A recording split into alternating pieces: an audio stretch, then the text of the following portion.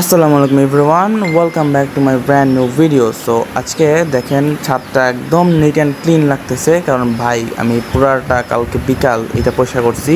And দেখেন কবুতরগুলোকে সুন্দর মতন রাখছি, এত সুন্দর পরিষ্কার ঝকঝকা চকচকা, কিন্তু কালকেই সব নষ্ট হয়ে যাবে।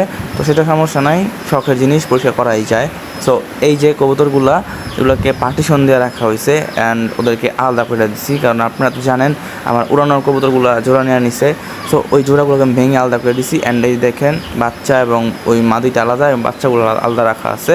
মোটামুটি প্রায় সব জোড়াই ভেঙে দেওয়া হয়েছে, শুধুমাত্র 2-3টা জোড়া বাদে ওই বাম পাশের গিরিবাসটা। তো এই জায়গায় দেখেন সবগুলোকে চারটাকে পার্টিশন দিয়ে আটকায় রাখছি। অ্যান্ড এই জায়গায় দেখেন এই যে মাদিটাকে আলাদা করছিলাম, কিন্তু মাথায় ডিম দিয়ে দিয়েছে, তাই আবার ডিম দিয়ে রাখছি, যদি বসে ভালো, না বসলে নাই।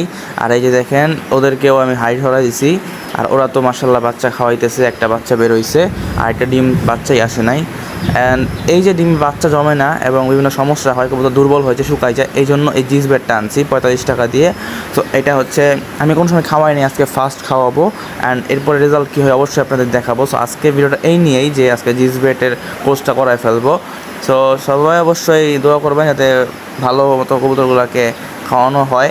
অ্যান্ড এই যে দেখেন সবগুলা বাটি আমি নিয়ে নিছি এবং এইটা পানি নিয়ে নিছি। এখানে প্রায় মোটামুটি সবগুলা বাটির মাপ নিয়ে আমি 13-14টা বাটি নিছি। সো এখন জিস বেডটা গুলাবো। এই যে জিস বেড, এটা হচ্ছে এরকম একটা তেল জাতীয় পদার্থ, তেল না আসলে লিকুইড। সো এটা যে কোনো পশুর দোকানে বা খাবারের দোকানে পাওয়া যায়, 45 টাকা নেবে। সো এই যে আমি এখন মিলাই ফেলছি জিস বেড। আমি ভিডিও করতে পারিনি কারণ আমি একা ভিডিও করতেছি। সো একসাথে সব কাজ করা যান। দেখেন আপনার ফেনা দেখতে বুঝতে পারবেন যে আমি কতটুকু দিছি। সো আমি এখানে প্রায় 5 কাপ, মানে কোনো মাপ নাই তো, মানে 2 মিলি করে 5 বার দিছি, মানে 10 মিলি দিছি এই জায়গায়। সো অ্যান্ড মোটামুটি সবগুলা কবুতরকে সব দেওয়া শেষ পানি। অ্যান্ড ওরা খাবে এখন, কারণ মাত্র ওরা খাইছে, খাবার খায়া এখন আমি দিলাম পানিটা। সো এই ছিল আজকের ভিডিও। অ্যান্ড মোটামুটি ভালো রোদ উঠছে। অ্যান্ড এই যে দেখেন এই ওরা দুইজন, মানে ওদেরকে ওষুধের পানি দিলে ওরা গোসল করে, অন্য কোনো পানি দিয়ে গোসল করে না, ওষুধের পানি দিয়ে গোসল করে। সো এই ছিল আজকের ভিডিও, দেখা হবে কোনো পরবর্তী ভিডিওতে।